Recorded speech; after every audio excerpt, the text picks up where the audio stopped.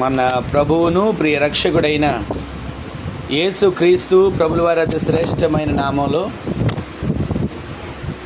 ఈ ప్రార్థన కూడికలో పాల్పొందు పొందిన దేవుని బిడ్డలైన అందరికీ నా వందనాలండి. అందరికీ వందనాలు. ప్రభు మనలను మన కుటుంబమును ఆశీర్వదించి కాపాడునుగాక, నిత్యము తోడే నడిపించునుగాక. ఆమేన్. కొద్దిసేపు మనం దేవుని మాట ధ్యానం చేసుకుందాం. దేవుని మాట జీవం కలిగిన మాట. మనుష్యుడు రొట్టె వలన కాక దేవుని నోటి నుండి వచ్చే ప్రతి మాట వలన జీవిస్తాడు. ఆ మాట మనల్ని బ్రతికించిద్ది, ఆ మాట మనల్ని నిలబెడుతుంది, ఆ మాట మనల్ని ప్రతిరోజు పోషిస్తుంది. ఈ పూట ఇక్కడ మనం ఇంతవరకు ప్రార్థన చేస్తున్నాం కదా, ఒక్క మాట మనం చదువుకొని ప్రార్థన చేసుకొని చూడండి. మత్తయి సువార్త 6వ అధ్యాయం 6వ వచనంలో రాసిన మాట. ఎన్నోసార్లు మాట మనకు తెలిసిన మాటే, పరిచయం ఉన్న మాటే. ఒక్కసారి ఆ మాటని, నీవు ప్రార్థన చేయనప్పుడు నీ గదిలోనికి వెళ్ళి తలుపు వేసి రహస్యమందున్న నీ తండ్రికి ప్రార్థన చెయ్యుము. ఎప్పుడైతే నీవు రహస్యమందున్న తండ్రికి ప్రార్థన చేస్తావో అప్పుడు రహస్యమందు చూచు నీ తండ్రి, గట్టి ఒకసారి ఆమెను చెప్పండి, రహస్యమందు చూచే తండ్రి మన ప్రార్థనకి ఏమిస్తాడంట? ప్రతిఫలం ఇస్తాడు. ఈ పూట నేను ఈ మాటని కొంచెం మీకు వివరంగా జ్ఞాపకం చేస్తాను. అందరూ తెలిసిన విషయాలే. ప్రార్థన అంటే దేవుని సహాయాన్ని అభ్యర్థించడం. ప్రార్థన అంటే దేవుని సందులో వేడుకోవడం. ప్రార్థన అంటే దేవుని సందులో కనిపెట్టడం. ప్రార్థన అంటే దేవుని సందులో మొర్రబెట్టడం. ప్రార్థన అంటే దేవునికి మనకున్నటువంటి అవసరతలు చెప్పుకోవడం. ప్రార్థన అంటే ప్రతిరోజు ప్రతి క్షణం ఈరోజు బ్రతుకున్నామయ్యా, ఇదిగో నీతో మాట్లాడుతున్నాను, నిన్ను కలుసుకోవడానికి కృపనిచ్చావు అని దేవుని మహిమపరచడం. మనం ప్రతిరోజు ప్రార్థన ప్రార్థన ప్రార్థన అని వింటాం, ప్రార్థన ప్రార్థన అని చదువుతాం, ప్రార్థన ప్రార్థన అని ఏదో ఒక సందర్భంలో మాట్లాడతాం. కానీ ఆ ప్రార్థనకి మనము దేవుని సందులో కూడుకోగలుగుతున్నామా? ఇక్కడ రాసిన మాట, మనం చదివిన మాట ఏంటంటే, నీవు ప్రార్థన చేయనప్పుడు. ఎందుకని అంత ఖచ్చితంగా ప్రభు మాట్లాడుతున్నాడు? యేసుక్రీస్తు ప్రభులు వారు స్వయంగా ఆయన మాట్లాడిన మాట ఏంటంటే, నీవు ప్రార్థన చేయనప్పుడు నీ గదిలోనికి వెళ్ళి తలుపు వేసుకొని నీవు ప్రార్థన చేయి.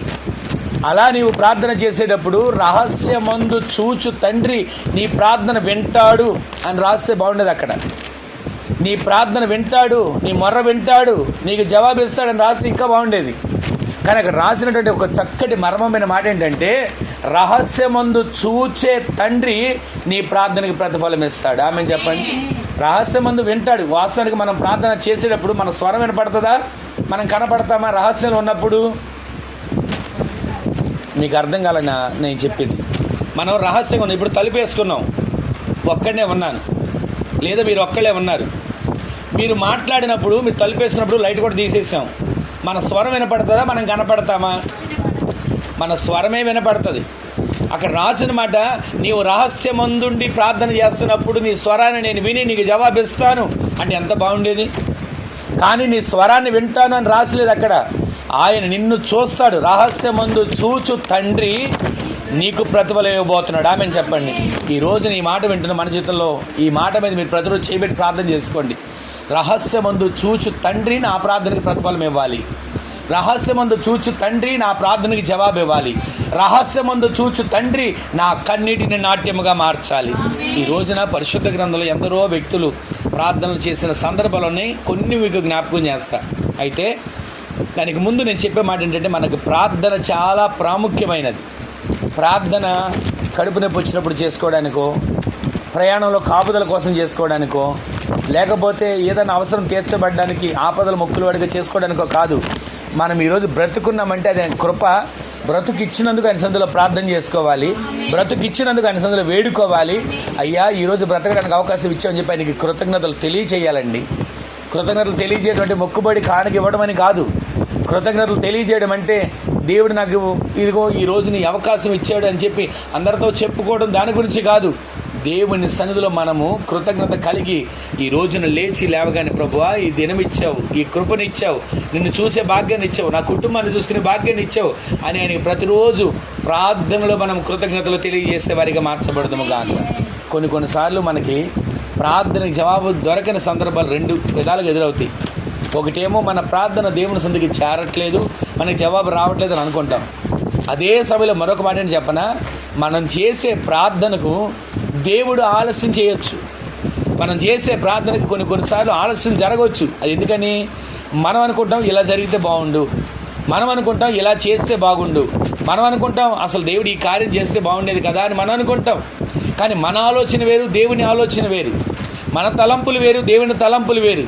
మన ఉద్దేశం వేరు, దేవుని ఉద్దేశం వేరు. ఈ మధ్యాహ్నకాల సమయంలో ఈ మాటలు వింటున్న మన జీవితంలో ఒక్కసారి మనము ప్రార్థన చేసినప్పుడు ఆ ప్రార్థనకు మనం ఎదురు చూడాలండి.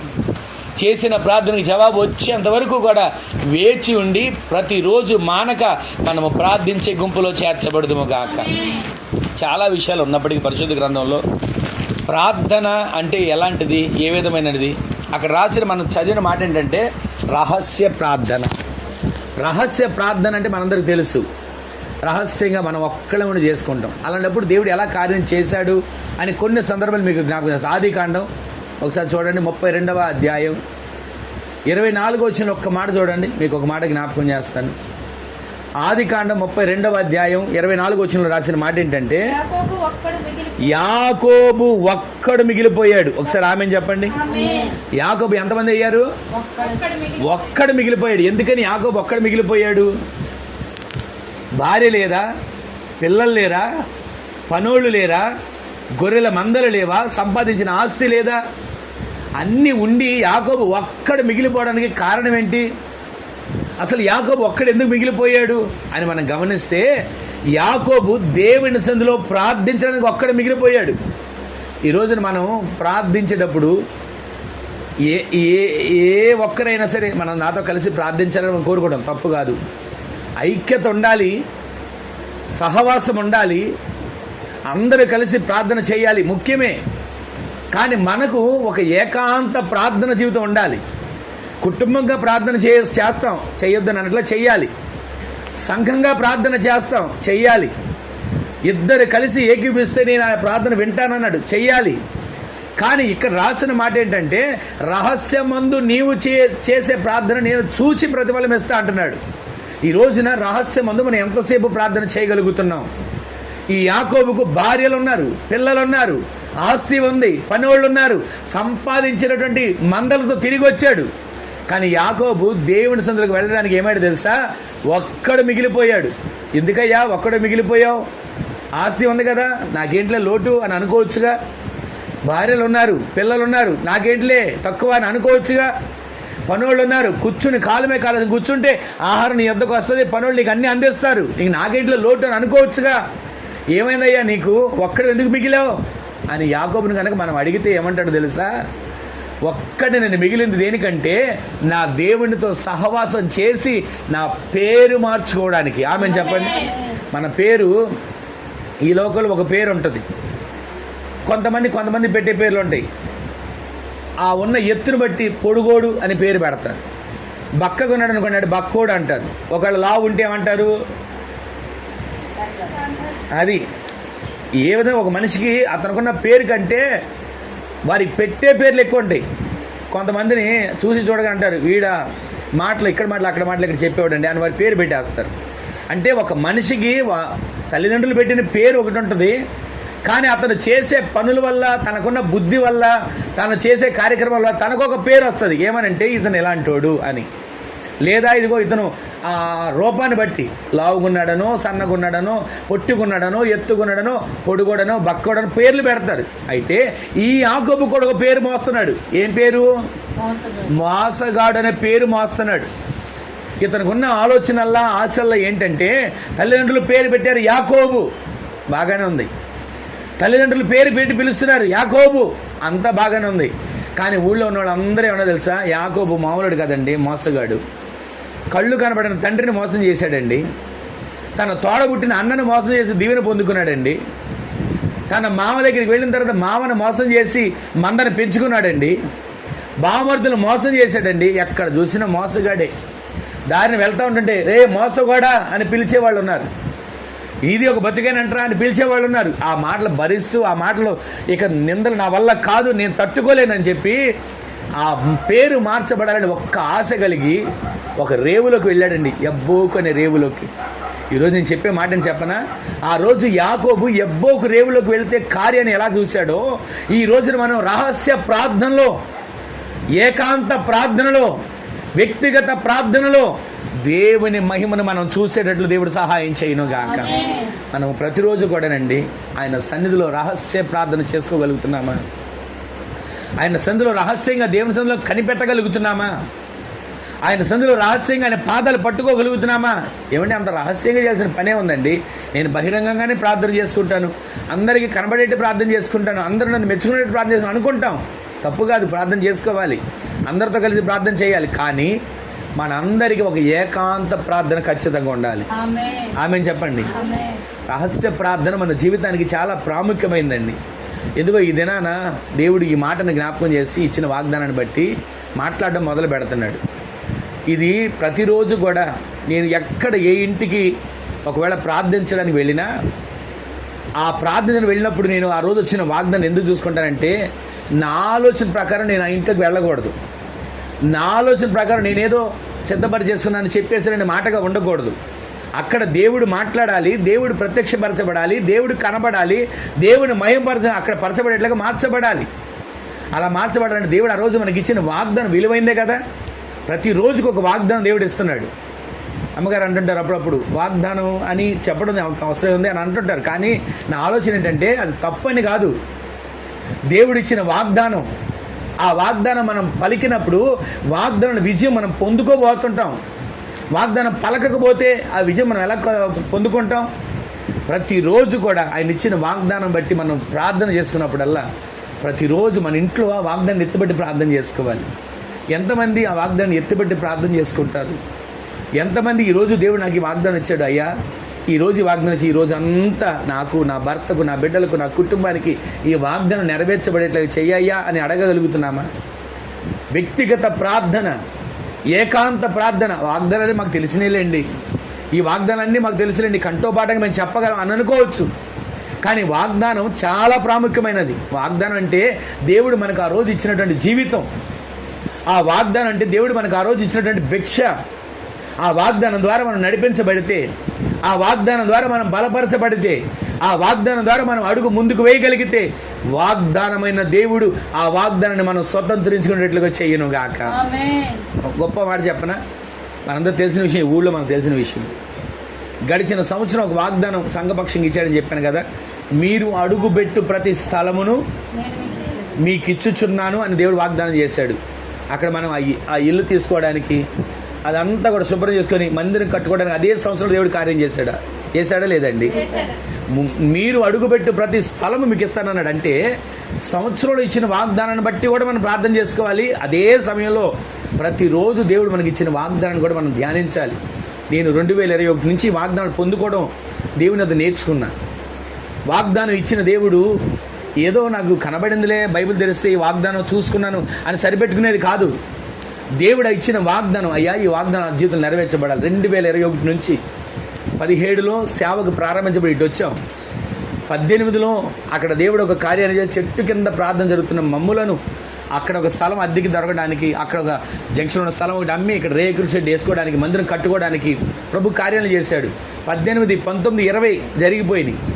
21 నుంచి ప్రభు వాగ్దానాలు ఇవ్వడం మొదలుపెట్టాడు. సంవత్సరం ఆ 21 నుంచి ఇచ్చిన వాగ్దానాలు ఏ రోజు నేను మర్చిపోను. ప్రతిరోజు ఆ వాగ్దానాన్ని జ్ఞాపకం చేసుకుంటే, ఎందుకంటే దేవుడిచ్చిన వాగ్దానాలు ఒక్కొక్కటి మా జీవితాల్లో మలుపు తిప్పిన సంవత్సరాలు. 21లో ఇచ్చిన వాగ్దానం మామూలుగా ఇది కాదు, ఖాళీ చేయాల్సిన పరిస్థితి. కానీ దేవుడిచ్చిన వాగ్దానం చెప్పనా, ఇదిగో నేనొక నూతన క్రియ చేసి. ఏమి నూతన క్రియ అయ్యా మా బతుకులో? ఏమి నూతన క్రియ? నూతన క్రియను బాగానే వాగ్దానం ఇచ్చావు, కానీ ఇక్కడ ఉన్న స్థలంలో మందిరం తీసేయాల్సిన పరిస్థితి వచ్చింది. చెట్టు కింద మళ్ళీ వెళ్ళాల్సిన స్థితి కలిగింది. అదే స్థలంలో కనీసం టెంట్ వేసుకుని ఆరాధన చేసుకుంటుంటుంటే ఆరాధన చేసుకోవడానికి వీలు లేదు, ఆ నాపరాలు కూడా తీసేమని ఆయన ప్రతిరోజు ఫోన్లు తీసి మొత్తం జేసీబీతో సరి చేసేంత వరకు వదిలిపెట్టలేదండి. అప్పుడు ఏమనిపిస్తుంది? దేవుడిచ్చిన వాగ్దానం బాగానే ఉంది, నూతన క్రియ అని. కానీ జీవితంలో ఏం జరిగింది? అవమానాలు. జీవితంలో ఏం జరిగింది? సమస్యలు. జీవితంలో ఏం జరిగింది? ఉన్న గూడు కాస్త పోయి రోడ్డు మీదకి వచ్చిన పరిస్థితికి మార్చబడింది. అప్పటి వరకు సంఘం పెరుగుతున్నారులే అని అనుకునే లోపు మందిరం లేకపోయేసరికి సంఘం అంతా చెల్లాచెదురు. కొత్తగా వచ్చేవాళ్ళు కూడా మందిరం లేదు, ఒకళ్ళు మందిరం కోసం మళ్ళీ మమ్మల్ని డబ్బులు అడుగుతారని మానేసిన వాళ్ళు కూడా ఉన్నారండి. వాస్తవానికి ఇప్పటివరకు నేను ఎవరిని ₹1 మందిరం కడుతున్నామని అడిగింది లేదు, ఇవ్వమంది లేదు. కానీ ఆ విషయంతో కొంతమంది ఉద్యోగం చేసేవాళ్ళు ఉన్నారు. వాళ్ళు ఏం చేశారు తెలుసా? మందిరం లేదు, టెంట్ వేసి ఆరాధన పెడుతున్నారు, రేపటి నుంచి టెంట్ వేయడానికి కూడా వీలు లేదని అసలు ఆయన ఫోన్ ఎత్తడమే మానేసి కనీసం ఆ మందిరం రావడం మానేశారండి. ఈ రోజున వీళ్ళందరి గురించి నేను తప్పుగా అనట్లేదు, కానీ ఇచ్చిన వాగ్దానం ఇదిగో నేను ఒక నూతన క్రియ. ఏ నూతన క్రియ? ఉన్న గూడు పోయి రోడ్డును పడ్డావా నూతన క్రియ అని అనుకున్నాం.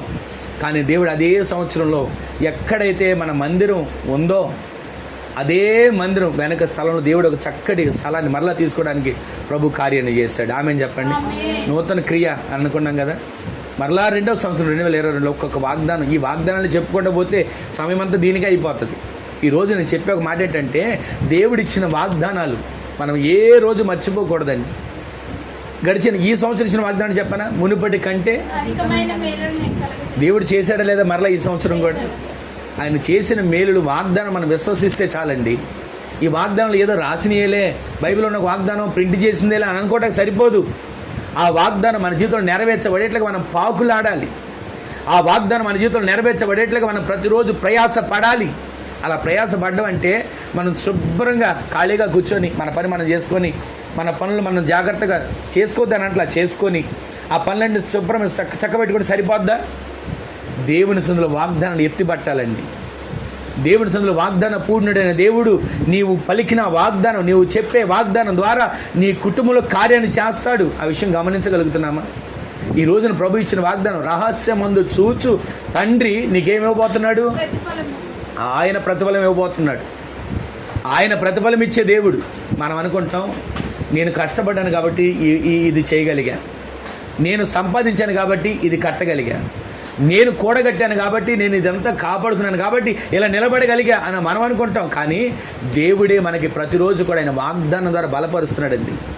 ఇక్కడ చదివిన మాట మీకు మరలా జ్ఞాపకం చేయను. యాకోబు ఏమైపోయాడంటే అక్కడికి వచ్చేసరికి ఒక్కడు మిగిలిపోయాడు. ఎందుకయ్యా యాకోబు ఒక్కడు మిగిలిపోయావు?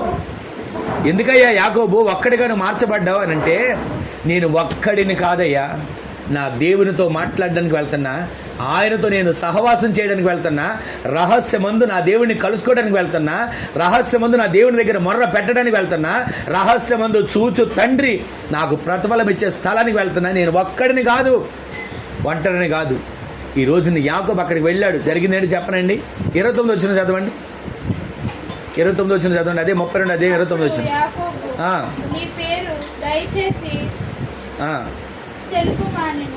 అప్పుడు యాకోబుతో దేవుడు అంటున్నాడు, నీ పేరేంటో నాకు తెలిపయ్యా అని అంటే ఏమన్నాడు అప్పుడు?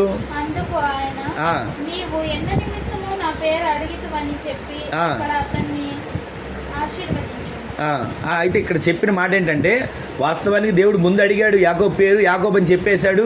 ఇదంతా జరిగిపోయింది. తర్వాత యాకోబు అడుగుతున్నాడు, అయ్యా నీ పేరేంటయ్యా అడిగితే అప్పుడు దేవుడు పేరు చెప్పలేదు, కానీ యాకోబు అక్కడ ఆశీర్వదించడం మొదలుపెట్టాడు.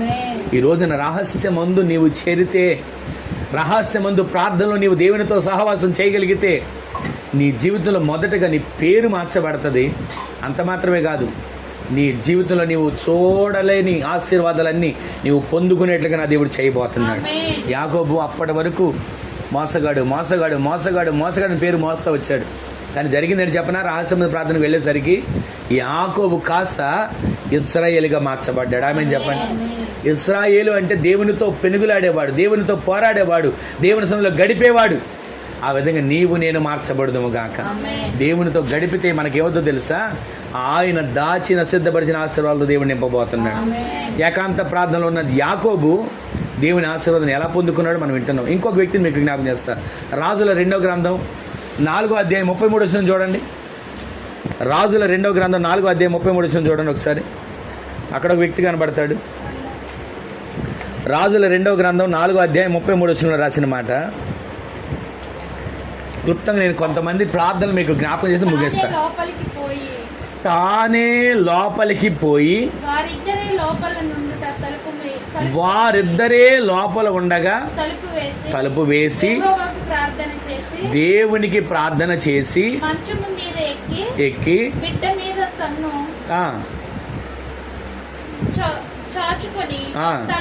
సరే, ఈ మాట నేను చెప్తాను వినండి. ఇక్కడ మీకు ఒక మాట జ్ఞాపకం చేస్తే, లోపల ఎలీషా ఆ ఊరిలో ఉన్నటువంటి గనురాలైన స్త్రీ కొడుకు ఉన్నారు. కొడుకు బతుకున్నాడా చనిపోయాడా చెప్పండి. తను తన భర్తతో చెప్తుంది, తన బిడ్డ పొలం నుంచి వచ్చి తన తల్లి ఒడిలోకి వచ్చి తలవాల్చుకుని పడుకొని తలపోయినే చనిపోయాడు. తర్వాత అయిపోయిన తర్వాత ఆమె అంటది, గాడిదకి గంత కట్టి యజమానితో చెప్తుంది, అయ్యా ఈ రోజున నేను దైవజనుని దగ్గరికి వెళ్ళాలి, ఈ రోజున నేను దైవజను దగ్గరికి వెళ్ళాలి అంటే అప్పుడు భర్త అంటాడు, ఇవాళ ఏమి విశ్రాంతి దినం కాదే, ఆదివారం కాదే, ఉపవాస ప్రార్థన కాదే, ఈరోజు ఏదైనా ప్రత్యేక ప్రార్థన కాదే, లేకపోతే అమావాస్య ప్రార్థన కాదే అని ఇవన్నీ చెప్తాడు. అప్పుడు ఆమె ఏమంటుందో తెలుసా, నేను పోవుట, అందరు చెప్పండి, నేను పోవుట,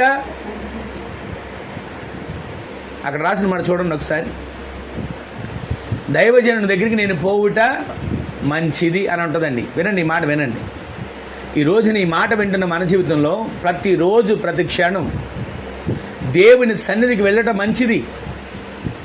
దేవుని సన్నిధి అంటే కట్టిన మందిరం దగ్గరికి రోజు వెళ్ళమని కాదు నేను అనేది. దేవుని సన్నిధి అనే బలిపీఠం నీవు నీ ఇంట్లో కట్టే స్థలములో, దేవుని యొద్ద ప్రార్థన ధూపం వేసే స్థలములో, దేవుని యొద్ద నీవు కన్నీరు గార్చే స్థలములో, దేవుని యొద్ద నీవు మొర్రబెట్టే స్థలములో, దేవుని యొద్ద నీవు మోకరించే స్థలములో ఆయన సన్నిధికి నీవు పోవుట ఏమవుతుందంట, మంచిది. ఆమెను చెప్పండి. ఇప్పుడు బిడ్డ చనిపోయింది, వాస్తవానికి ఏం చేయాలి? ఆమె బిడ్డ చనిపోతే వాస్తవానికి ఊరందరికీ చెప్పి, అయ్యా నా బిడ్డ చనిపోయాడని కేకలు వేయాలి. జరిగే కార్యక్రమం ఎలా చేయాలో ఏం చేయాలో అని వివరంగా కనుక్కోవాలి. కానీ ఈమెం చేసిందంటే దైవజనుడి దగ్గరికి వెళ్ళింది. దైవజనుడు అంటుంది, అయ్యా ఒక్కసారి నా ఇంటికి రావా. వెంటనే దైవజనుడికి అర్థం చేసుకున్నాడు. ఆయన అంటాడు, దేవుడు ఎందుకు ఆ విషయం నాకు కొంచెం మరుగు చేశాడు, ఆ విషయం నాకు తెలియకుండా చేశాడు అని చెప్పి ముందుగా తన దగ్గర శిష్యుని పంపించాడు. వెళ్ళు, ఇదిగో నా దండం తీసుకో, అక్కడ బిడ్డ మీద ఆడిచ్చు, ఆ బిడ్డ దగ్గర వెళ్ళి ప్రార్థన చేయి, ఇవన్నీ చెప్తే అతను వెళ్ళాడు, కానీ ఏ కార్యం జరగల. అప్పుడు దైవజనుడు వచ్చి ఆ ఇంటిలోకి వెళ్ళి తలుపు వేయడం మొదలుపెట్టాడు. ఈరోజు నీ మాటలు వినండి. దైవజనుడు ఆ ఇంట్లోకి వెళ్ళి తలుపు వేసి, ఎవరెవరు ఉన్నారు లోపల? ఇక్కడే ఉన్నారా అందరూ? వారిద్దరును లోపల ఉన్నారు. ఆమె చెప్పండి. వాస్తవం ఎవరు వాళ్ళిద్దరూ? ఒక వ్యక్తి ఏమో చనిపోయిన వ్యక్తి బతుకున్న వాడితో లెక్క అని అంటారా? అప్పుడు మీరు గమనించండి, చెప్పనా, ఈ దైవజనుడు ఒకడు, దేవుడు లోపల ఉన్నారు. కానీ ఇప్పుడు జరగబోయే కార్యం ఏంటంటే, అక్కడ యాకోబు ఒక్కడు దేవుని సందులో ఒక్క రాత్రి యబ్బోకు రేవులో గడిపితే తన పేరు మార్చబడింది, బతుకు మార్చబడింది, తన జీవితం మార్చబడింది, తనకు ఆశీర్వాదం కలిగేట్లుగా కార్యం జరిగింది. ఎక్కడ ఏం జరిగిందంటే, దైవజనుడు ఒక్కడు గదిలోనికి వెళ్ళి ప్రార్థన చేయడం మొదలుపెట్టాడు. ఇంచుమించు ఎన్నిసార్లు ప్రార్థన చేశాడు చెప్పనా? 7 సార్లు ప్రార్థన చేశాడు ఆ గదిలో. 7 సార్లు ఆ బిడ్డ కోసం ప్రార్థన చేయగా ఆ బిడ్డ కూడా లేచి 7 సార్లు తుమ్మి అక్కడ బిడ్డ బతికినట్టు మనం లేఖనాల్లో చూస్తున్నాం. సరే, ఈ మాట నేను మీకు ఎందుకు జ్ఞాపకం చేస్తున్నానంటే, దైవజనుడు లోపలికి వెళ్ళిన తర్వాత తలుపు వేసిన తర్వాత రహస్యమందు చూచే తండ్రి అక్కడ దిగొచ్చాడు. ఆమె చెప్పండి. ఈరోజు నేను చెప్పే ఒక మాట ఏంటంటే, మనం ఎప్పుడు ప్రార్థన చేసుకుంటున్నా, మనం ఎక్కడ ప్రార్థన చేసుకుంటున్నా దేవుడు మనతో ఉన్నాడు అనే నిరీక్షణ మనం కలిగి ఉండాలి. దేవుడు మనల్ని చూస్తున్నాడు అనేటువంటి నిరీక్షణ మనం కలిగి జీవించాలి. అలా మనం జీవించి ప్రార్థన చేసుకుంటే అద్భుతాలు దేవుడితో మనం చేస్తాడు. మనం ఏదోలేండి మొక్కుబడికి వెళ్ళాం, ఏదోలేండి కాలయాపనకు వచ్చాం, ఏదోలేండి కాలక్షేపానికి చేరాం అని అనుకొని కాసేపు ఊరు చూసి వద్దాం, లేకపోతే గుడి చూసి వద్దాం, లేకపోతే పలానా చోటుకి వెళ్ళొద్దాం అని కాలక్షేపం వెళ్ళొస్తే మనకి ఏం ఒరిగేది ఉండదు. ప్రతిరోజు దేవుని సన్నిధిలో నీవు గడపాలి. దేవుని సన్నిధిలో గడిపే విషయం ఎలా ఉండదు తెలుసా? రహస్యమందు చూచు తండ్రి నీకు ప్రతిఫలం ఇచ్చేట్లుగా నీవు దేవుని సన్నిధిని కనబడదు గాక. ఇక బయట ఏం మోతన పడుతుంది? ఎవరు అల్లరి చేస్తున్నారు? టైం ఎంత అయింది?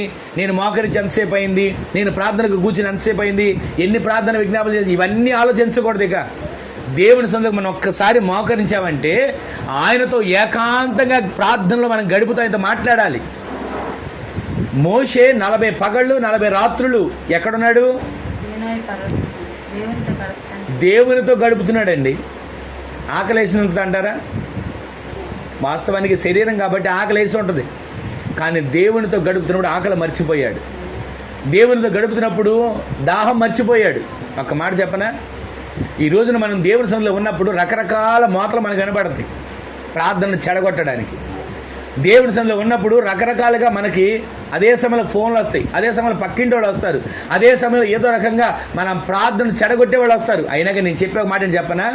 నీవు దేవుని సన్నిధిలో ఉన్నప్పుడు నీ ధ్యాస, నీ మనస్సు, నీ ఆలోచన ఎవరి మీద ఉండాలి? ఆయన మీద నీవు ఆశ పెట్టుకొని సమస్తం ఆయనకు అప్పగించుకొని నీవు మోకరించగలిగితే నిన్ను రహస్యమందు నిన్ను చూచే దేవుడు ఎదుగు దిగి వచ్చి నీకు ప్రతిఫలాన్ని దయచేయబోతున్నాడు. శరీరం ఎక్కడుంది? మనసు ఎక్కడ ఉంది? దేవుడు కార్యం చేస్తాడా? శరీరం దేవుని సన్నిధిలో ఉంది, సరే మోకరించడం తలిపేశాం, కానీ మనసు అనిపిస్తుంది సమయం ఎక్కువసేపు అయిపోయింది చూడు, ఇప్పటికి నువ్వు మోకరించి గంట అయింది, అంతసేపు మోకాళ్ళ మీద ఉండలేవు, అంతసేపు ప్రార్థన చేయలేవు, అంతసేపు నువ్వు అరవలేవు, ఇక చాలే అని శరీరం ఎంతసేపు బెల్లు కొడతానే ఉంటుంది. ఆకలేస్తుంది అనిపిస్తుంది, దాహం వేస్తుంది అనిపిస్తుంది. అదే సమయంలో ఎక్కడో ఉన్నటువంటి వంటలు చేసే రుచులు మనం ఇంట్లోకి వచ్చి మన ముక్కు వాసన తగులుతూ ఉంటాయి. అప్పుడు ఏమనుకుంటాం? ఇక చాలే ప్రార్థన, ఆకలేస్తుంది, కొంచెం వెళ్ళి తినేద్దామని అనుకుంటాం. కానీ ఒక్క మాట చెప్తున్నా వినండి, రహస్యమందు చూచు తండ్రి నీకు ప్రతిఫలం ఇవ్వాలంటే నీవు దేవుని సన్నిధిలో ఏకాంతంగా గడిపే వ్యక్తిగా మార్చబడదు గాక. నీవు దేవుని సన్నిధిలో ఏకాంతంగా గడపాలండి. అలా గడిపితే ఏం జరిగిందో చెప్పనా? మరణము జీవంగా మార్చబడింది. ఒకటి, పేరు మార్చబడింది. అప్పటి వరకు మోసగాడు, కానీ ఆ రోజు నుంచి ఇశ్రాయేలుగా మార్చబడ్డాడు. తర్వాత జరిగింది ఏంటి చెప్పనా? అప్పటి వరకు ఆశీర్వాదం డబ్బు, లేకపోతే గొర్రెలు, లేకపోతే పనివాళ్ళు, లేకపోతే సంపాదన అనుకున్నాడు. కానీ ఎప్పుడైతే దేవుని సన్నిధిలో గడిపాడో ఆటోమేటిక్గా దేవుని సన్నిధిలో ఆశీర్వాదం తన మీదకి వచ్చాయి. రెండవది ఏంటి చెప్పనా?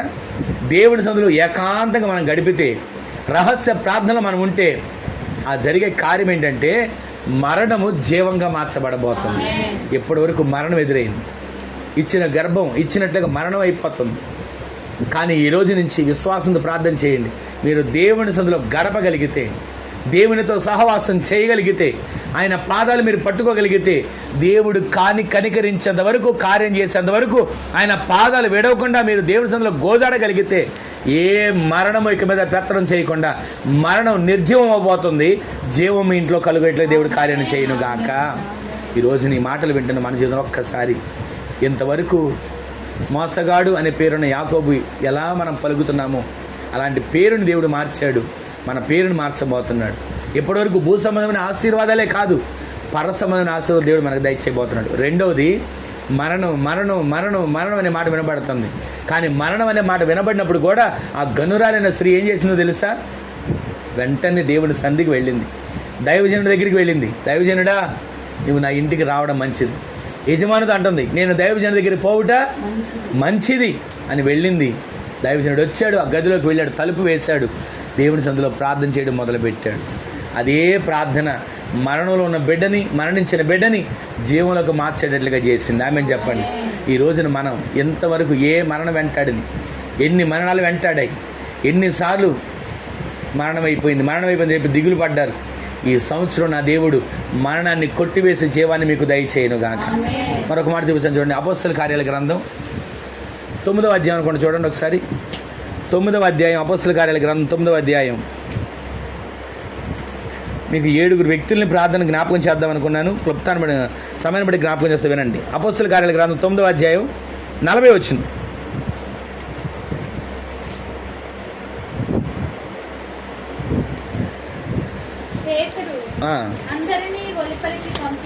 అందరినీ వెలుపలికి పంపి మోకాళ్ళుని ప్రార్థన చేసి శవము వైపు తిరిగి తబిత లెమ్మనగా. ఆమె చెప్పండి ఒకసారి.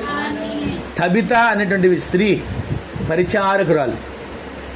ఆ రోజుల్లో ఇందాక మనం చూసాం, గనురాలైన స్త్రీ కుమారుడు ఎలా చనిపోతే ఎలీషా ప్రవక్త వెళ్ళి ఏ విధంగా ప్రార్థన చేస్తే కార్యం జరిగిందో. కానీ ఇక్కడ కూడా మరొక విషయం ఏంటంటే, పేతురు ప్రార్థన ఏం చేశాడు అక్కడ కూడా. పేతురు గారు కూడా దానికి ముందు ఏం చేశాడు ఆయన? అందరినీ ఏం చేశాడు? అందరినీ మీరందరూ బయటికి వెళ్ళండి. ప్రార్థనలు ఏకీపించలేని వాళ్ళందరూ కూడా అక్కడ ఉన్న వాళ్ళు అందరూ ఏమన్నా తెలుసా? ఇంకేముందయ్యా, అయిపోయింది, ఇదిగో తబిత గుట్టిన బట్టలు చూడండి, తబిత అల్లిన ఈ స్వెటర్ చూడండి, లేదా పలాంది చూడండి అని తబిత ఏమేమి చేస్తుందో వాటిలన్నింటిని పట్టుకొని ఏడుస్తూ మొదలుపెట్టారు, గొల్లు చేస్తున్నారు. అక్కడ ఇక ఎలా ఉందంటే ఇల్లంతా ఏడుపు నిలయంగా మార్చబడింది. కానీ పేతురు గారు ఏమన్నా తెలుసా? ఈ ఏడ్చే వాళ్ళందరినీ వెలుపలికి పోమని. యేసుక్రీస్తు ప్రభుల వారు కూడా నాయననే ఆ యాయిరు కుమార్తెను బ్రతికించడానికి వెళ్ళినప్పుడు అందరూ కూడా ఏడుస్తుంటే ఏమన్నాడు? వీళ్ళందరినీ బయటికి పంపించండి. ముందు లోపలికి వెళ్ళాడు, చెయ్యి పట్టుకొని, చిన్నదానా లెమ్మంటే లేచింది. ఈ రోజున తబిత యేసుక్రీస్తు ప్రభువు చేశారంటే ఆయన దేవుడు కనుక చేశాడు అనుకోవచ్చు. కానీ ఈయనెవరు? పేతురు గారు, ఆయన శిష్యుడు. ఎందుకని ఈ కార్యం నెరవేర్చబడింది ఒక మాట చెప్పనా? యేసుక్రీస్తు ప్రభువు వారు బతుకున్న రోజులు ఒక మాట చెప్పారు, వీరు నాకంటే గొప్ప కార్యాలు చేస్తారు. ఆమె చెప్పండి. ఏ కార్యాలంట? నేను చేసిన కార్యం అయితే నా శిష్యులు, నా ప్రజలు ఏం చేస్తారు? నాకంటే గొప్ప కార్యాలు చేస్తారు. ఆమె చెప్పండి. పేతురు గారు ఎంత గొప్ప కార్యాలు చేశారండి. ఆయన నడిచి వెళ్తూ ఉంటాడు, నీడ పడితే చాలు రోగులు బాగుపడుతున్నారని చెప్పి పేతురు గారు ఎప్పుడు నడిచి వస్తాడా, పేతురు ఆ మార్గంలో ఎప్పుడు వస్తాడని చెప్పి ఎదురు చూసి రోగుల్ని రోడ్డు మీద పడుకోబెట్టేవాళ్ళండి. ఇప్పుడు సూర్యుడు తూర్పు వైపు ఉన్నాడు, పేతురు గారు నడిచి వెళ్తున్నారు, పడమర వైపు వాళ్ళని పడుకోబెట్టేవాళ్ళు. ఆయన వెళ్తుండగా నీడ, ఆ సూర్యుడి నీడ ఈయన మీద పడి, ఈయన నీడ ఆ రోగులు కొన్న వాళ్ళ మీద పడితే వాళ్ళు బాగుపడతారని. అలాంటి కార్యాలు ఈ రోజున పేతురు గారికి ఈ అభిషేకం ఎలా వచ్చింది? ఏకాంత ప్రార్థన. పేతురు గారికి ఈ అభిషేకం, ఈ ఆత్మ నింపుదల ఎలా వచ్చింది? ఒకప్పుడు భయపడినవాడు కదా. చిన్న బిడ్డ వచ్చి అడిగింది, ఏమడిగింది? నువ్వు యేసుక్రీస్తు ప్రభువులతో ఉన్నవాడివేనా? ఆయనతో ఉన్నవాళ్ళగా ఉంది, నీ మాట, నీకు నీ పలుకు నిన్ను గురించి సాక్ష్యం ఇస్తుంది, నీ మాట తీరు అలా ఉంది, నువ్వు పలికే మాట యేసు ప్రభు మాట్లాడిన మాటలాగా ఉంది అని చెప్పి ఏమన్నాడు? ఒట్టు పెట్టుకొని, నేను కాదమ్మా, అసలు ఆయన ఎవరో నాకు తెలియదు, ఒట్టు అని అన్నాడండి. అంత భయపడిన వ్యక్తి ఈ రోజున దేవుడు అంత అభిషేకంతో వాడుకొని తబితా లే అనగానే ఆమె ఎలా సజీవురాలుగా లేవగలిగింది? దానికి కారణం ఏంటి చెప్పనా? ఏకాంత ప్రార్థన. మన ఇంట్లో ప్రతిరోజు రహస్య ప్రార్థన, ఏకాంత ప్రార్థన, వ్యక్తిగత ప్రార్థన ఖచ్చితంగా అవసరం ప్రతి వారికి కూడా. ఆ ప్రార్థన ద్వారా మన ఇల్లు ఆశీర్వాదకరంగా మార్చబడబోతుంది. ఒకటి, దేవుడు నిన్ను పేరు మార్చబోతున్నాడు, నిన్ను బహుగా ఆశీర్వదించబోతున్నాడు. రెండవది, నీ రహస్య ప్రార్థన ద్వారా మరణంలో నుంచి జీవంలోకి దాటించబోతున్నాడు. ఇంకొక మాట చెప్తాను చూడండి, అదే అపోస్తల కార్యాల గ్రంథం 10వ అధ్యాయంలోకి రండి ఒకసారి. 10వ అధ్యాయం 10వ వచనం కూడా చదవండి.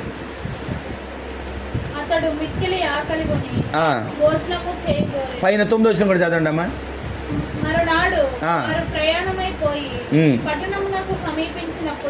సమీపించినప్పుడు అది ఆ మాట, పగలు ఇంచుమించు 12 గంటలకు పేతురు ప్రార్థన చేయుటకు. ఎన్ని గంటలకంటండి? 12 గంటలంటే ఇప్పుడు మన ఎండాకాలం అనుకోండి, ఎలా ఉంటుంది 12 గంటలకి? మామూలు వేడిగా ఉండదు. కానీ మిద్దె మీదకి ఎక్కి మోకాళ్ళుని ప్రార్థన చేస్తున్నాడండి. అలా ప్రార్థన చేశారు కాబట్టే వారు వెళ్ళి, చిన్నదానా లెమ్మంటే, తబిత లెమ్మంటే, చనిపోయిన వ్యక్తి లేవడం సామాన్యమైన విషయం అంటారా? ఈ రోజున మన ఇంట్లో ఏ రకమైనటువంటి పరిస్థితులు మనకు ఎదురవుతున్నా, ఈ రోజు నుంచి మీరు ప్రార్థన చేసినప్పుడు, ప్రతిరోజు మీ రహస్య ప్రార్థనలో దేవుని సన్నిధిలో భార్య భర్తలు ఇద్దరు కలిసి ప్రార్థన చేసినప్పుడు, నీ గర్భం మీద చేయబెట్టుకుని నీ పలుకు మాట, యేసు నామములో మరణాన్ని నేను కొట్టివేస్తున్నానని పలుకు. ఆ మాట నువ్వు పలుకుతుండగానే ఇప్పటి వరకు ఏ శత్రువు మరణాన్ని కలుగు చేస్తున్నాడో, ఏ శత్రువు గర్భం నిలవకుండా చేస్తున్నాడో వాడు నశించబోతున్నాడు. ఆమెను చెప్పండి. ఇప్పటి వరకు మనకు మరణం అనేది ఎదురైంది, మన కుటుంబంలో మరణం అనేది, బిడ్డలను కడుపులోని మరణం అనేది కనబడుతుంది. కానీ ఇక మీద అది జరగకుండా నా దేవుడు మరణాన్ని మింగివేయబోతున్నాడు. ఆమె చెప్పండి. ఆ మరణం కలుగు చేసే శత్రువుని నా దేవుడు మింగివేయబోతున్నాడు. ఈరోజు విశ్వసించండి ఒక్క మాట, మరణంలోంచి నిన్ను జీవులకు దాటించబోతున్నాడు. ఇంకొక మాట, నేను ఇంకొక ప్రార్థన పరుని గురించి జ్ఞాపకం చేస్తాను. చూడండి, అదే అపోస్తలుల గారి గ్రంథం 10వ అధ్యాయం ప్రారంభోచనం చదవండి. ఇటలీ పటాలం అనబడిన పటాలములో శతాధిపతి అయిన కొర్నేలి అనేటువంటి ఒక భక్తిపరుడు కైసరయలో ఉన్నాడు. ఇప్పుడు ఆయన ఏం చేస్తున్నాడు చదవండి అమ్మా. అతడు తన ఇంటి వారి అందరితో కూడా కలిగి చేయుచు ఎల్లప్పుడూ దేవునికి ఏం చేసేవాడంట? చేయువాడు. తర్వాత ఏం జరిగింది? ఈ మాట వినండి. పగలు ఇంచుమించు 3 గంటల వేళ ప్రార్థన చేస్తున్నటువంటి కొర్నేలి యొద్దకు దేవుని దూత దిగి వచ్చింది. ఆమె చెప్పండి. ఈరోజు నేను చెప్పే ఒక మాట ఏంటంటే, మొదటిది యాకోబు ఒక్కడే మిగిలిపోయి ప్రార్థన చేస్తున్నాడు. ఆ ప్రార్థనకి జరిగిన కార్యం ఏంటి? రహస్యమందు చూసే తండ్రి ఏం చేశాడు? ఆయన యొద్దకు దిగి వచ్చి పేరు మార్చాడు. ఆయన యొద్దకు దిగి వచ్చి ఈ రోజు నుంచి నీవు ఆశీర్వదించబడతావు అని సెలవిచ్చాడు. నేను చెప్పే మాట ఏంటంటే, యాకోబుని ఆశీర్వదించిన దేవుడు నిన్ను ఆశీర్వదించాలి. చెప్పండి ఆమేనని. యాకోబుని ఆశీర్వదించిన దేవుడు నీ కుటుంబాన్ని ఆశీర్వదించాలి. అలా ఆశీర్వదించాలి. మనం ఏం చేయాలి? ప్రార్థన చేయాలి. ఆ ప్రార్థన కూడా రహస్యమందు దేవుడు మన ప్రార్థన చూసే విధంగా మనము ప్రార్థించే వారిగా మార్చబడదుము కాక. రెండవది మనం గమనించాము, ఎలీషా ప్రవక్త చనిపోయిన బిడ్డని గదిలో తనకి ఏ గది అయితే ఆ గనురాలు కట్టించిందో అదే గదిలో, తనకు కట్టిన గదిలోనే, తనకు వేసిన మంచం మీదే, తనకు పెట్టిన బల్ల, దీపం, అక్కడ వసతులన్నీ కూడా, పీట ఇవన్నీ పెట్టిన ఆ గదిలోనే తన బిడ్డను పడుకోబెట్టి వెళ్ళిపోతే ఆ గదిలోకి వచ్చాడు, తలుపు వేసి ప్రార్థన చేయడం మొదలుపెట్టాడు. మరణం ఇక మరణంగా ఉండలేకపోయింది ఆయన ప్రార్థన చేస్తుండగా. ఆ మరణం ఏముందో తెలుసా? జీవంగా మార్చబడింది. ఈ రోజున మీ ఇంట్లో చేసే ప్రార్థన, మీ భార్య భర్తలు ఇద్దరు కలిసి చేసే ప్రార్థన ద్వారా ఏ మరణము ఇక మీదట వినబడకుండా మరణాన్ని దేవుడు కొట్టివేయబోతున్నాడు. నీకు ఇక మీదట నా దేవుడు జీవం కలిగే కార్యాలు జరిగించబోతున్నాడు. విశ్వసించండి. ఈ మొదటి కూడికలోని ప్రభు మనతో మాట్లాడుతున్న మాట, రహస్యమందు చూచే తండ్రి నీకేమవబోతున్నాడు? ప్రతిఫలం ఇవ్వబోతున్నాడు. మరొక జీవాన్ని ఎక్కడ కలుగు చేశాడంటే పేతురు గారి ప్రార్థన. ఇంతకీ పేతురు గారు ఆ విధంగా తబితా లేమనగా లేవడానికి పేతురు గారు ఏమన్నా నేను గొప్పవాడని చెప్పాడు ఎక్కడైనా? ఎక్కడ ఏమాత్రం నేను పలానాని ఏ పబ్లిసిటీ చేసుకున్నారో ఎక్కడ దాఖలాలే కనపడవు. కానీ వెళ్ళాడు ప్రార్థన చేస్తుండే. కానీ ఎందుకని అంత కార్యం జరిగిందంటే, పగలు మధ్యాహ్నం 12 గంటల సమయంలో మిద్దె మీదకి ఎక్కి ఎండలో ప్రార్థన చేస్తున్నాడండి. ఒక ఇంట్లో ఉన్నాడు. ఆ ఇంట్లో వాళ్ళు ఆహారం సిద్ధపరుస్తున్నారు. పేతురు గారు వాళ్ళతో పాటు పేతురు గారు కూడా కొంచెం ఆహారం పెట్టడానికి సిద్ధపరుస్తున్నారు. వాళ్ళు ఆహారం సిద్ధపరిచే కాసేపు కూర్చొని, ఏం కూర వండుతున్నావు అమ్మా, ఏం వండుతున్నావు, ఏమేం చేస్తున్నావు అని ఏం అడగల. కాసేపు కూర్చొని కూరగాయలు ఎలా కోస్తున్నావు, కత్తితో కోస్తావా, కత్తి పీటతో కోస్తావా, లేదా చాకుతో కోస్తావా, ఏమీ అడగల. వెంటనే వాళ్ళతో ముచ్చట్లు పెట్టలేదు, కానీ మిద్దె మీదకి ఎక్కి ప్రార్థన చేయడం మొదలుపెట్టాడు. వాళ్ళు ఆహారం అయిందని పిలిచేంత వరకు ఆ ప్రార్థన కొనసాగిస్తున్నాడు. సర్లే కొంచెం సేపు అయింది, ప్రార్థన చేసుకుని దిగి వచ్చాడు. వాళ్ళు అన్నారు, అయ్యా ఇంకా తయారవ్వలేదు, కొంచెం సేపు ఆగండి అంటే, సర్లే నేను కాసేపు ఇప్పుడు ప్రార్థన చేసి వచ్చాను కదా, కూర్చున్నాడా? మళ్ళా మిద్దె మీదకి వెళ్ళి ప్రార్థన చేస్తున్నాడండి.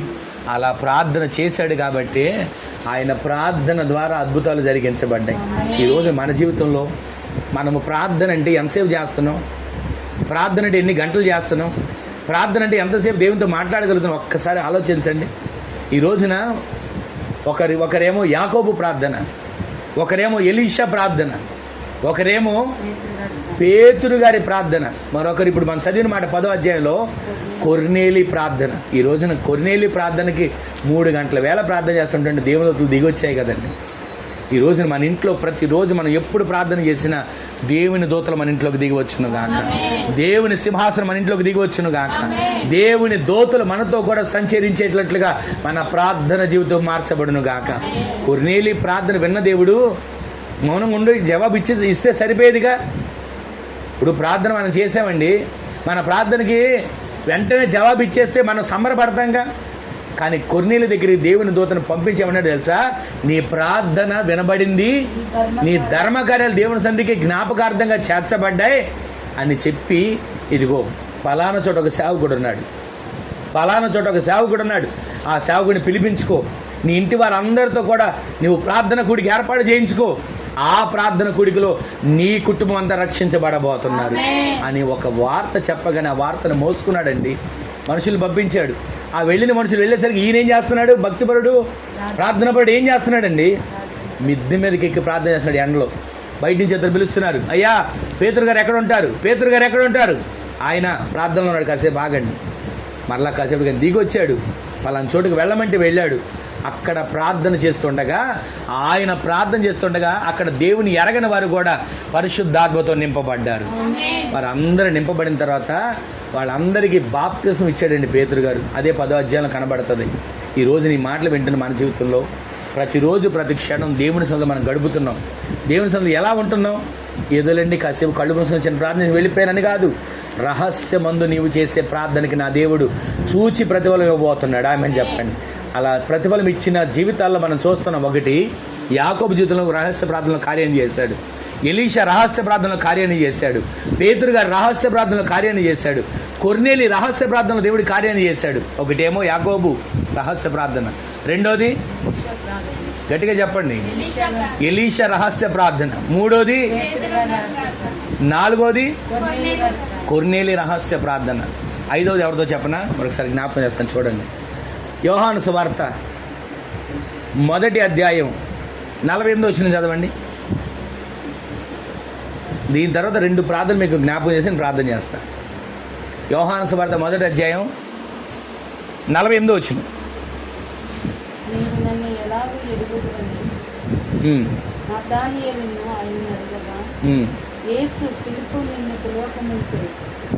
అందుకు యేసు ఏమన్నాడు చెప్పనా? ఫిలిప్పు నిన్ను పిలవక ముందే నీవు అంజూరపు చెట్టు కింద ఉన్నప్పుడే నిన్ను చూచి తినని అతనితో చెప్పింది.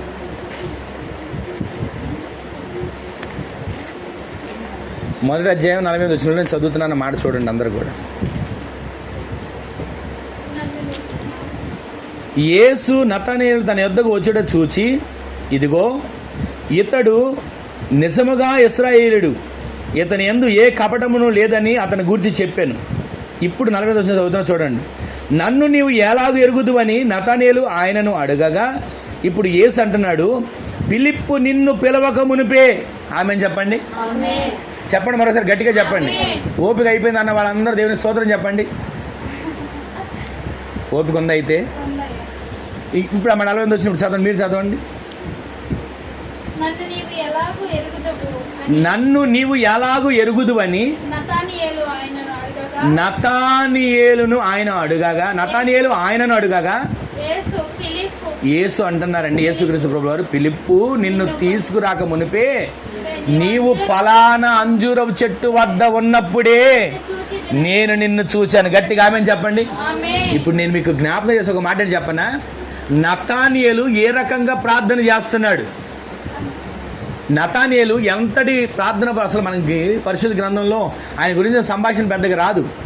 నతానియేలు అంటాడు, ఎంతసేపు నతానియేలు మెస్సయ్య కోసం ఎదురు చూస్తున్నాడు, మెస్సయ్య కోసం ప్రతిరోజు ఎదురు చూస్తున్నాడు. మెస్సయ్య వస్తాడు మనం రక్షిస్తాడని ఎదురు చూస్తున్నాడు.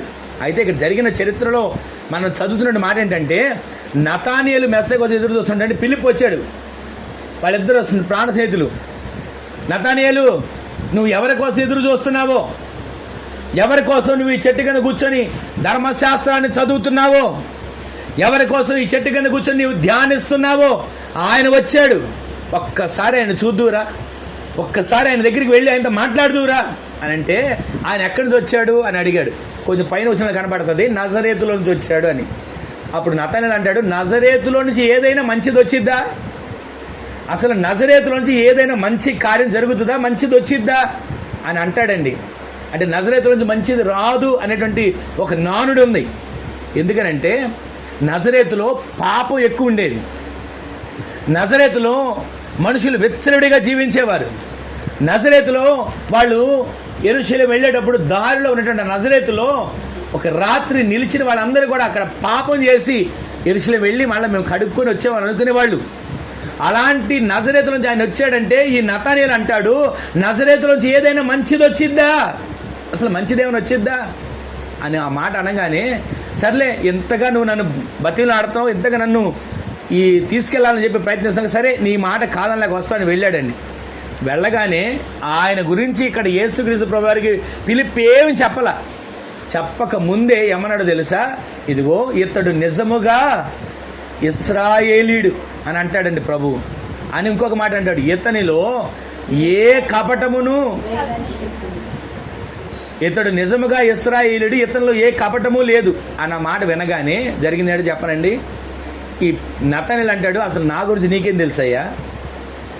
ఓ తెలిసినట్టుగా గొప్పలు చెప్తున్నావు, ఇశ్రాయేలీయుడు అంటున్నావు, కపటం లేదు అంటున్నావు అని అంటా ఉంటుంటే అప్పుడు ప్రభు అన్నాడు, నీవు ఫలానా చెట్టు కింద, ఏ చెట్టు కింద?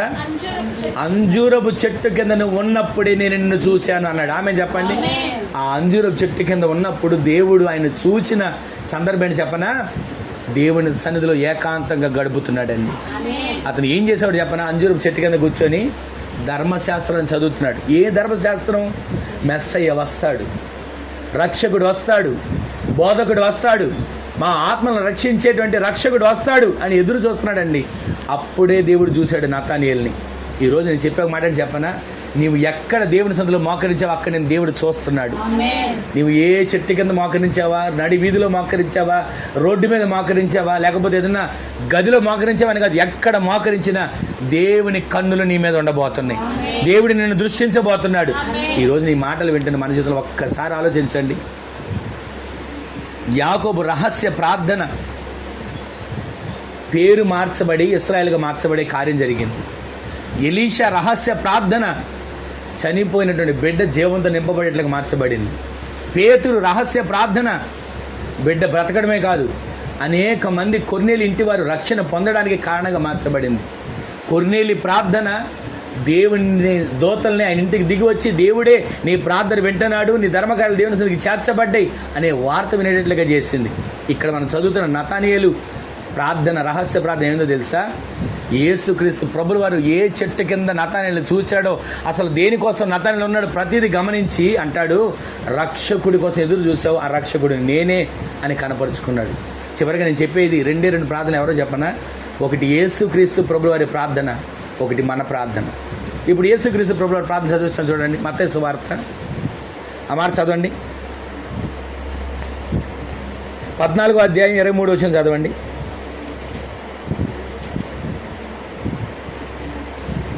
మత్తయి సువార్త 14వ అధ్యాయం 23వ వచనం. పంపివేసి ఎక్కడికి వెళ్ళారండి ఆయన ప్రార్థన చేయడానికి? ప్రార్థన చేయడానికి ఎక్కడికి వెళ్ళారు ఆయన? కొండెక్కి పోయి ఒంటరిగా ఉంది. దానికి ముందు మళ్ళీ చదవండి, ఆ మాట చదవండి. ఏకాంతముగా ఉండడానికి ప్రార్థన చేయడానికి వెళ్ళారు. ఈ రోజున ప్రారంభం నుంచి మనకు వినబడుతుంది ఏకాంత ప్రార్థన. ఏకాంత ప్రార్థన యాకోబు చేశాడు, ఏకాంత ప్రార్థన ఎలీషా ప్రవక్త చేశాడు, ఏకాంత ప్రార్థన పేతురు చేశాడు, ఏకాంత ప్రార్థన కొర్నేలి చేశాడు, ఏకాంత ప్రార్థన నతానియేలు చేశాడు. అంటే ప్రార్థన చేశాడు అని అన్నదానికంటే కూడా దేవుని సందులో ఎదురు చూశాడు, మెస్సయ్య కోసం ఎదురు చూశాడు. ఈ రోజున మరొక్క 6వ మాట ఏంటి చెప్పనా? యేసయ్య ప్రార్థన. ఆమె చెప్పండి. యేసయ్యకే ఏకాంతంగా ప్రార్థన చేయడానికి ఆయన కొండెక్కి ఏకాంత ప్రార్థన వెళ్తుంటే మరి మనం ఎంతండి? ఆయనకైనా అప్పులు ఉన్నాయా? యేసయ్యకి భార్య పోరుందా? పిల్లలతో ఇబ్బందులు ఉన్నాయా? చదివించాలి, ఫీజులు కట్టాలి, లేదా అప్పులు తీర్చాలి, కుటుంబంలో సరుకులు తేవాలి, ఈ బాధలు ఉన్నాయా? ఏమీ లేని ఆయనే ఏకాంత ప్రార్థన చేస్తుంటే మనకి అన్ని అప్పులు, రోగాలు, సమస్యలు, ఇరుకులు, ఇబ్బందులు, ఒంటి నిండా బలహీనతలు, తలనొప్పి పరిస్థితులు. కానీ మనం ప్రార్థన చేయడానికి మోకరించలేం, ప్రార్థన చేయడానికి ఏకాంతంగా గడపలేం.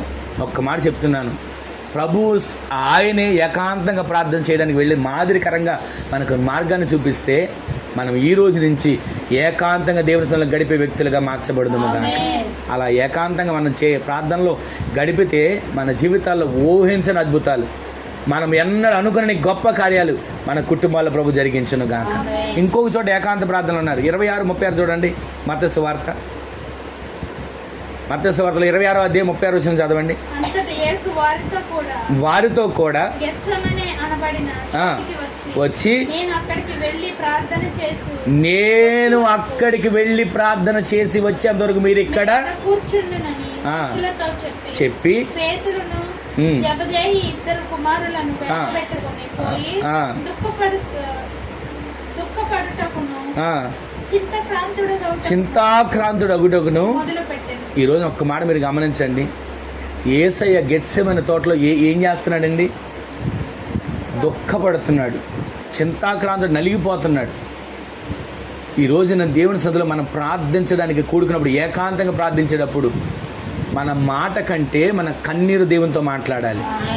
ఈ రోజు నుంచి ఒక్క మాట మీరు విశ్వసించండి. యాకోబు ప్రార్థన పేరు మార్చబడేట్లుగా చేసింది, ఆశీర్వాదం తెచ్చేట్లుగా చేసింది. ఎలీషా ప్రార్థన, పేతురు ప్రార్థన మరణా నుంచి దాటించి జీవంలోకి నడిపించింది. పేతురు ప్రార్థన మరలా ఏం చేసింది తెలుసా? కొర్నేలి ఇంటి వారందరినీ రక్షించబడేట్లుగా, బాప్తిసం పొందేట్లుగా చేసింది. ఈ రోజున ఆ కొర్నేలి ప్రార్థన దేవుని దూత ఇంటికి దిగి వచ్చేట్లుగా చేసింది. నతానీలు ప్రార్థన రక్షకుని కోసం ఎదురు చూసినట్లుగా చూస్తున్నాం. ఇక్కడ మనం చూస్తే యేసయ్య ప్రార్థన చింతాక్రాంతుడు అవుతున్నాడు, దుఃఖాక్రాంతుడు అవుతున్నాడు. ఈ రోజు మన ప్రార్థనలో దుఃఖం ఉందా? దుఃఖం ఎప్పుడు పడతాం? ఎవరైనా మనల్ని అనరాని మాట అన్నప్పుడు దుఃఖపడతాం. దుఃఖం ఎప్పుడు పడతాం? ఎవరైనా మనల్ని చూసి నవ్వుకున్నప్పుడు దుఃఖపడతాం. దాని గురించి అసలు మనం దుఃఖపడాల్సిన అవసరమే లేదు. నవ్వుకునేవాళ్ళు నవ్వుకోనివ్వండి, అనేవాళ్ళు అనుకోనివ్వండి. మనం దారిని వెళ్తున్నప్పుడు ఏ రకంగా అనుకుంటారు అనుకోనివ్వండి. దాని గురించి దుఃఖపడాల్సల్లా దేవుని సందులో ఉన్నప్పుడు నా ఆత్మ నరకానికి వెళ్లకుండా నిత్యత్వానికి వెళ్ళాలయ్యా అని కన్నీటితో ప్రార్థన చేసుకోవడానికి దుఃఖపడాలండి. మన ఆత్మని కాపాడుకోవడానికి మనం ప్రతిరోజు కన్నీటి ప్రార్థనలు దేవుని సన్నిధిలో దుఃఖపడాలండి. ప్రతిరోజు కూడా దేవుని సన్నిధిలో మొర్ర పెట్టడానికి ఈరోజు నేను ప్రార్థన చేయలేకపోయానే అని దుఃఖపడాలి. ఒకవేళ ప్రార్థన చేయలేకపోతే, ఈరోజు నేను బలిపీఠం కట్టలేకపోయానే అని దుఃఖపడాలి. ఈ రోజున దేవునితో నేను మాట్లాడలేకపోయానే అని దుఃఖపడాలి. అంతే తప్ప ఎవరో ఏదో అన్నారని, ఎవరో ఏదో చేశారని మనం దుఃఖపడాల్సిన అవసరం లేదు. ఒక్క మాట చెప్తున్నాను, యేసుక్రీస్తు ప్రభువారు దుఃఖాక్రాంతుడయ్యారు. యేసుక్రీస్తు ప్రభువారు చింతాక్రాంతుడయ్యాడు. దేనికో తెలుసా? తండ్రి చిత్తము చేయడానికి, తండ్రి చిత్తాన్ని నెరవేర్చడానికి. ఈ రోజున యేసయ్యకే అంత ప్రార్థన అవసరమైతే మనకి ఎంత అవసరం అండి? యేసయ్యనికి అంత ప్రార్థన చేయాల్సిన అవసరం ఉంటే మనకి ఇంకెంత అవసరం? ఒకసారి ఆలోచించండి. అందుకే అంటున్నాడు, రహస్యమందు చూచు తండ్రి నీకు ప్రతిఫలం ఇవ్వాలంటే యాకోబు వలె రహస్య ప్రార్థన, ఎలీషా వలె రహస్య ప్రార్థన, పేతురు వలె రహస్య ప్రార్థన, కొర్నేలి వలె రహస్య ప్రార్థన, నతానేలి వలె రహస్య ప్రార్థన, యేసయ్య వలె ఏకాంత ప్రార్థన మనకు ఉండునుగాక. చివరిగా మీరు నేను ఎవరికి వారమే ప్రశ్న వేసుకోండి. నా ప్రార్థన ఎంతసేపు దేవునితో గడపగలుగుతున్నా? నేను ఎంతసేపు దేవునితో మాట్లాడగలుగుతున్నా? ఎంతసేపు దేవుని మహిమపరచగలుగుతున్నా? ఎంతసేపు దేవుని స్తుతించగలుగుతున్నా? వీరందరూ చేసిన ప్రార్థనల ద్వారా మరలా మీకు జ్ఞాపకం చేస్తాను, వినండి, అందరూ జాగ్రత్తగా వినండి. యాకోబు ప్రార్థన పేరు మార్చబడేట్లుగా చేసింది. యాకోబు ప్రార్థన పరసమైన ఆశీర్వాదం తీసుకురాగలిగేట్లుగా చేసింది. ఎలీషా ప్రార్థన, పేతురు ప్రార్థన మరణం నుంచి జీవానికి దాటేట్లుగా చేసింది. మరలా పేతురు ప్రార్థన కొర్నేలి ఇంటి వారందరూ రక్షణకు కారణంగా మార్చబడింది. కొర్నేలి ప్రార్థన దేవుని దూత దిగివచ్చి మాట్లాడేట్లుగా చేసింది. నతానీలు ప్రార్థన దేవుని దగ్గరికి తీసుకువెళ్ళి ఇతడు నిజముగా ఇశ్రాయేలుడు, ఇతరులు ఏ కపటం లేదని యేసయ్య తన గురించి సాక్ష్యం ఇచ్చేట్లుగా చేసింది. ఈరోజున యేసయ్య ప్రార్థన మన గురించి, నశించిపోతున్న ఆత్మల గురించి, దేవుని సంధికి వచ్చి దూరమైపోతున్న వారి గురించి. చివరిగా నేను చెప్పే ప్రార్థన ఎవరి ప్రార్థన చెప్పనా? మన ప్రార్థన. వీరందరి ప్రార్థన విన్నాం కదా. నీ ప్రార్థన, నా ప్రార్థన ఎలా ఉంది? మన ప్రార్థన ఎలా ఉంది? దేవునికి సహవాసంగా ఉంటున్నామా? దేవుని అంటూ కట్టబడుతున్నామా? దేవునితో ప్రతిరోజు ఏకాంతంగా గడపగలుగుతున్నామా? ఆయనతో మాట్లాడడానికి మనకు టైం ఉందా? దేవునితో మాట్లాడడానికి మనకు అవకాశం ఉందా? దేవునితో మాట్లాడడానికి మనకు వీలుందా? అయ్యా ఈ పూట నాకు ఖాళీ లేదు, పగలంతా కష్టపడ్డాను, అలసిపోయి నీకు నా వల్ల కాదు, ఇంటి పని చేసుకున్నా, ఒంటి పని చేసుకున్నా, వంట పని చేసుకున్నా, ఇక నా పని అయిపోయింది, ఇదిగో నేను ప్రార్థన చేసుకోలేను, కానీ ఒక్కసారి నన్ను జ్ఞాపకం చేసుకో అని సరిపెట్టుకుంటున్నామా? దేవునితో రహస్య ప్రార్థనలు మాట్లాడగలిగితే ఆ రహస్య ప్రార్థనను చూచే దేవుడు నీకు ఖచ్చితంగా ప్రతిఫలం ఇవ్వబోతున్నాడు. ఎంతమంది జీవితాల్లో ప్రతిఫలం ఇచ్చిన దేవుడు నీకు ప్రతిఫలం ఇవ్వడంటారా? అంతమంది జీవితాల్లో కార్యాన్ని చేసిన దేవుడు మనం రహస్య ప్రార్థన చేస్తే మనకి జయం ఇవ్వడంటారా? విశ్వాసంతో మీరు ప్రార్థన చేయండి. ఈ రోజు నుంచి మీ ప్రార్థన జీవితంలో ఒక మార్పు కలుగును గాక. ప్రార్థనలకు ప్రతిఫలాలు మీరు పొందుకునే వారికి మార్చబడుదురు గాక.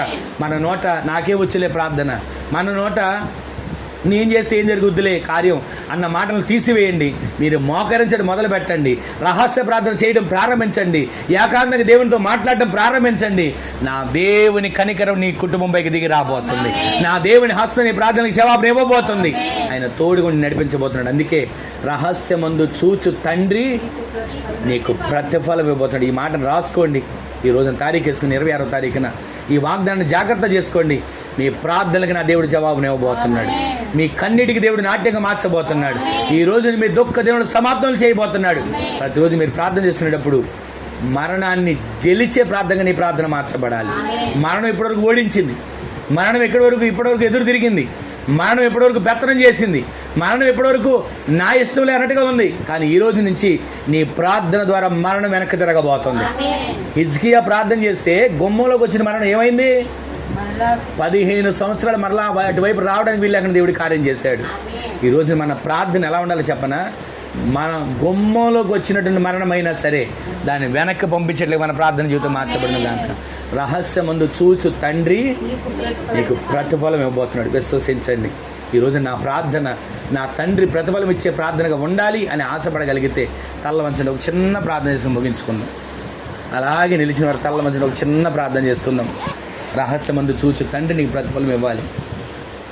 యాకోబు ప్రార్థన ఒక్కడు మిగిలిపోయాడు. ఎలీషా గదిలోకి వెళ్ళి ఒక్కడు మిగిలిపోయి ప్రార్థన చేస్తున్నాడు. పేతురు గదిలోకి వెళ్ళి ఒక్కడు ప్రార్థన చేస్తున్నాడు.